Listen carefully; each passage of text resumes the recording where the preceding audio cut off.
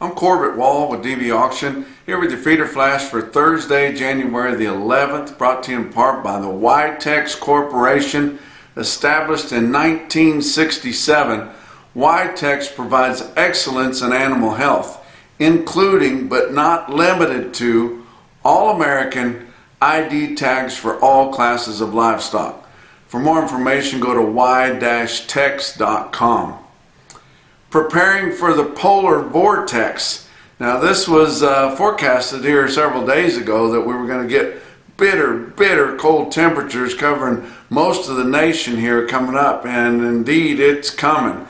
I mean, it's going to get scary cold, especially up in the Midwest and northern plains, and even down here into Texas and all over the middle part of the country. It's coming through the northeast part right now. But coming across, it's going to get dangerously cold. We're hoping that it doesn't come with a lot of ice and snow, which would make it even worse, but it's going to be bad. Now, we've already seen this last storm suck a lot of weight off of these cattle. I mean, especially in southwest Kansas, they says it's been really tough on those cattle, you know, standing there facing blizzard conditions there for a couple of days, and then the cold weather too just made it really tough on the cattle. So we've got to prepare for that, and people are starting to prepare for that. Joplin Regional Stockyards, our nation's, as far as receipts, biggest feeder cattle market, has already canceled their Monday sale, and they are expecting bitter cold temperatures to come through there. Now, you would have thought that maybe a hot sale like Joplin would have been immune to these bitter cold temperatures, but I talked to Mark Harmon on Wednesday and talked to him about it, and he said, hey, it's just going to get dangerous cold out here. It's going to be dangerous for the cattle, people hauling them in, those that are there working at the sale.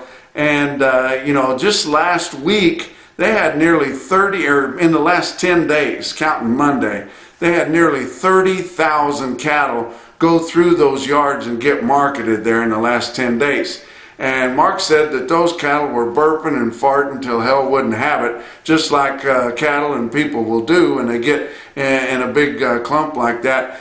You would think, if you were listening to Bill Gates and a lot of the mainstream media, that there would be a huge global warming cloud or bubble sitting over Carthage, Missouri, especially down there towards I-44 where the stockyard sits. But nope, sure enough, it's forecasted to be -16 there next Monday, so they have decided to cancel their sale Monday at Joplin Regional Stockyards. Now, our friends at Beaver County Stockyards in Beaver, Oklahoma, they were forced to postpone their Tuesday sale this week because of blizzard conditions.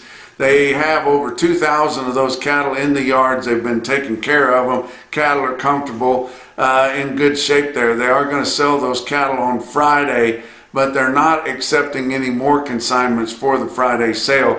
But they are going to have that sale on Friday and sell those cattle, and they've been well taken care of there.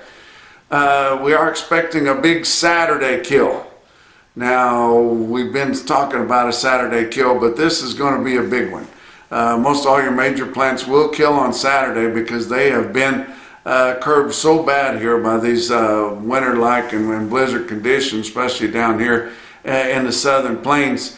And our estimated slaughter has been dialed back. Both Monday and Tuesday were in the 80,000 range, where normally they'd be in the 120-some thousand range.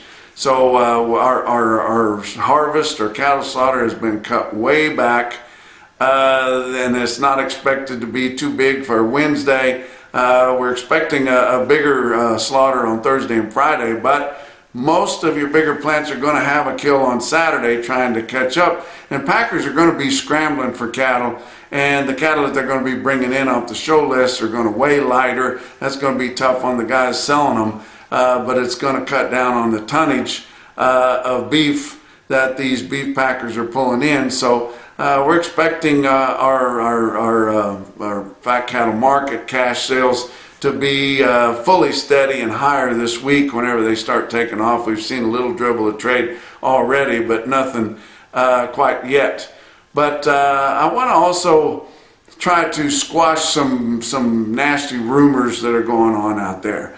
And you guys know as well as I do, whenever it's rumored that a bar or a restaurant or any kind of a business is about to close, then people kind of stop going there. Well, there has been some reports out there, some stories, and people talking about the Oklahoma National Stockyards in Oklahoma City being on the short list for a prison that they're wanting to build somewhere around the Oklahoma City area.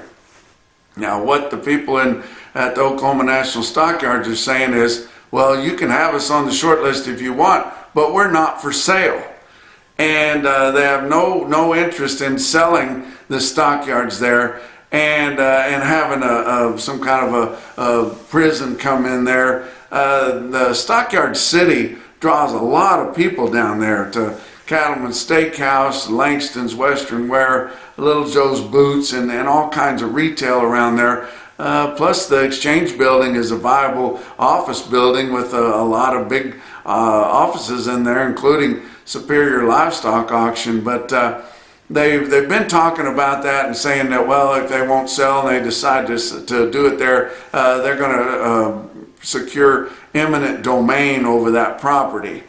I'm not thinking that's going to happen right in there so close to the city there, and I don't think it would be too tough. If we could take tractors all the way to Washington, D.C. back in the 1970s, I don't think it would be too tough to flood that place with pickups and trailers to try to binge that sale off, and I don't see them doing that. So the Oklahoma National Stockyards are not for sale. They're still in there. They got 7 or 8 commission firms in there, still scrambling for cattle, still creating price discovery there. They had had like 14,000 cattle there on Monday. Guys, they're not for sale, and they're not going to be selling. I don't want to live in a world without an Oklahoma National Stockyards. They've been killing off our stockyards here in the last several years. I've been lucky enough to work at several of the big stockyards. I saw a lot of them go down. Do not want to see Oklahoma National Stockyards go down, and nobody there is counting that to happen. Now, in some other news, it just seems like some people, everything they touch turns to gold. A young man by the name of Mark Zuckerberg, who is the CEO of Meta, or Facebook, and a lot of other things there, now he has gone into a new venture. And you would think all these billionaires are trying to convince us that beef is going to be a delicacy that only those people can afford and not us regular people. But now he has created a new niche at his $100 million ranch in Hawaii. He supposedly has found the most delectable, exquisite cuisine that you could find anywhere. And it is cattle that he is raising there and feeding them macadamia nuts and beer. I'm not sure how efficient that is, or if that's going to be able to get that on a commercial end, but just thought it was worth mentioning there. Guys, we've been having a lot of fun with our Punchy Pick of the Month contest, and I know you guys had to have seen at least parts of it there, but if you get a punchy pick when you're out doing chores or in your everyday activities, send that pick to punchy@NationalBeefWire.com. You're automatically entered to win the grand prize at the last day of every month. We announce it here on the Feeder Flash, and the grand prize is some really cool swag from Beaver Feed Company in Beaver, Oklahoma, Beaver County Stockyards in Beaver, Oklahoma. You get all kinds of t-shirts, sweatshirts, caps, and what have you from them. And then the biggest part of that prize is the whole case of Therapies, which is that revolutionary product that everybody is going on about, just a topical product. You just put it on their pole and on their muzzle there. It calms the cattle down, takes their anxiety away, reduces stress, which is good for everything whenever you're handling cattle, guys. Stay tuned for a video about Therapies at the conclusion of this Feeder Flash. Let's talk about your board. On Wednesday, February live cattle down just 2 cents at 170.75, and a lot of people thought that it might be higher because the market loves a storm, but we haven't quite seen that yet. Your fat cattle futures have been trading within a narrow range for quite some time, and it's just going to take more than this to break them out of it. Likely that polar vortex coming here late in the week and early next will break it out of it and send it north. But April live cattle up 7 cents at 173.67. Your back months were higher, from 12 cents to 42 cents higher, but not too much going on in the live cattle, as it's just resisting breaking out of that trading range. Feeder cattle contracts for January up 85 cents at 224.62. March up $1.25 at 226.12. And all your back months of feeder cattle were higher, up 85 cents to up $1.10. So a good day on the feeder cattle futures. Now talk about grain futures on the Chicago Board of Trade. March corn up 1/4 cent a bushel at 459.5. January beans down 12 3/4 at 1228 3/4. And Kansas City hard red winter wheat for March down 2.5 cents a bushel at 624.5. Fat cattle trade, we haven't seen a lot of trade, but we're seeing signs that it's going to be at least as good on the high side or better than last week, with all this cold weather coming through and the weight being sucked off these cattle. Iowa sold 3,200 head on Wednesday, and your market was at the very top of last week's market. So that's strong signals right there. Live price at 175, dressed at 275. Didn't have any negotiated trade that was confirmed in Nebraska, Kansas, or Texas on Wednesday. Did have a fat cattle auction at Sioux Falls Regional Livestock in Worthing, South Dakota. Not a big fat cattle auction, but sure enough to tell what the market was doing.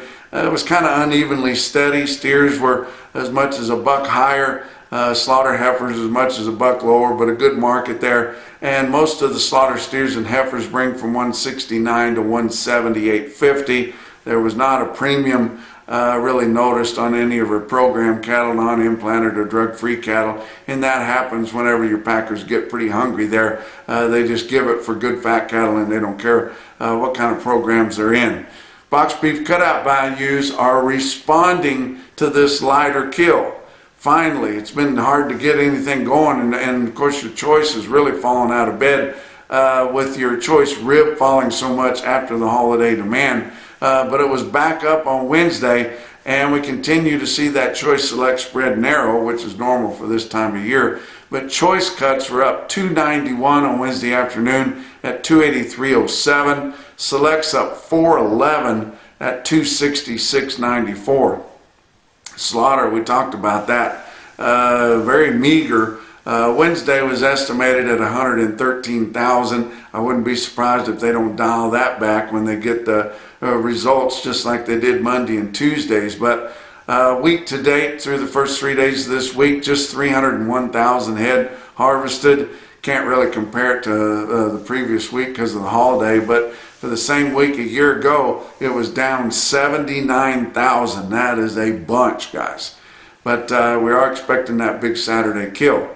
Talk about what else is going on. Stay Tough Fencing.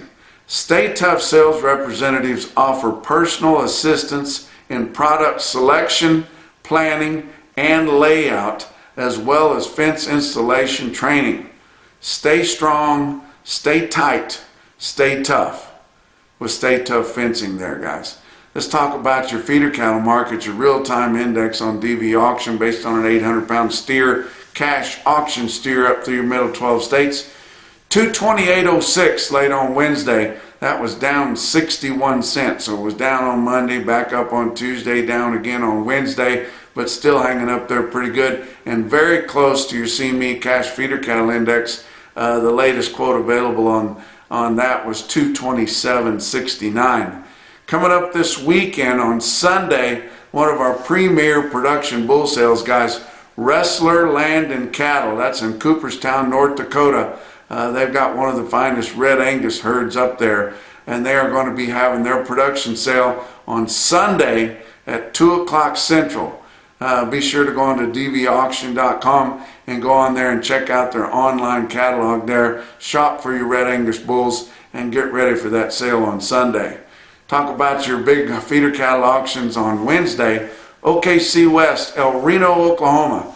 DVAuction broadcaster. We're proud to have them. Their 2-day sale, calves on Tuesday, feeders on Wednesday. Altogether, they sold 10,200 head.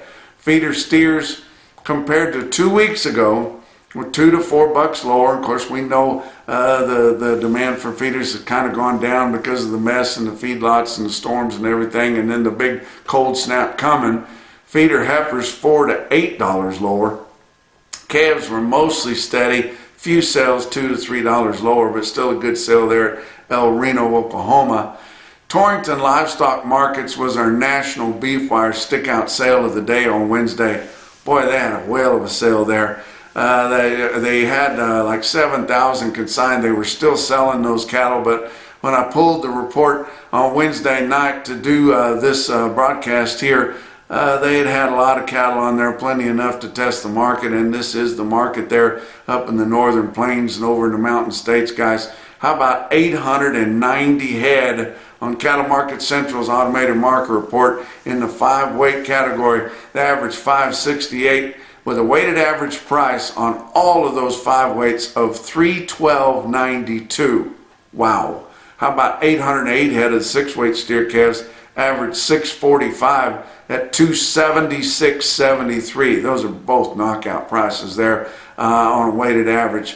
532 head of 7-weight steers, average 728 at $240.61, and 434 head of 8-weight steers in Torrington, Wyoming, average 820 pounds, weighted average price $234.02. How about a couple weight groups of heifers? 655 head of 5-weight heifer calves, average 556 at $278.31, and 401 head of 6-weight heifers, average 625 with a weighted average price of $250.91. And a major stick-out sale that they had there in Torrington was the buck-halt steers. One big string of them, 196 head of them, weighed 812 pounds and bring $243 there at a competitive bidding auction there. Give you some individual quotes from around. How about Sterling Livestock Commission in Sterling, Colorado? Had 52 steers, weighed 550 pounds, bring $328. How about Stockman's Livestock Market in Yankton, South Dakota? They sold some big old steers there at their feeder sale on Wednesday. 108 head, weighed 1,005 pounds, still bring $205.5. But the most impressive quote that I saw anywhere on Wednesday, your Macrocin, no BS, top quote for the day, come out of Bassett Livestock Auction, Bassett, Nebraska. They sell 98 steers, weigh 617 pounds, bring $304. And that's your feeder flash for Thursday. My biggest account is Jeff Slatton, the owner of Beaver County Stockyards. For a while, we was selling him lots of antibiotics to doctor his cattle with. He was having basically a wreck at times. Therapies comes along, we introduce it, he starts trying it out. Almost instantly, his vet bill reduced drastically, and the only thing that was changed up was therapies. I've also had other guys, cow-calf guys, this previous fall that tried it. Had one individual out here east of Beaver. First time he's ever tried it. He said he's always weaned his calves. They've bawled. They're right around his house. Can't sleep. This is the first year he's used it. He sent me a video one afternoon. The calves are all at the bunk. They're eating. They're spread out, doing what they're supposed to do, and not a sound. So he was sold on it instantly. I've had several other reports of that. Lots of people saying that their cattle they act different. They're calmer, they handle easier, they're at the bunk, they're drinking. If your cattle are doing that, they're gaining, they're doing what they're supposed to do.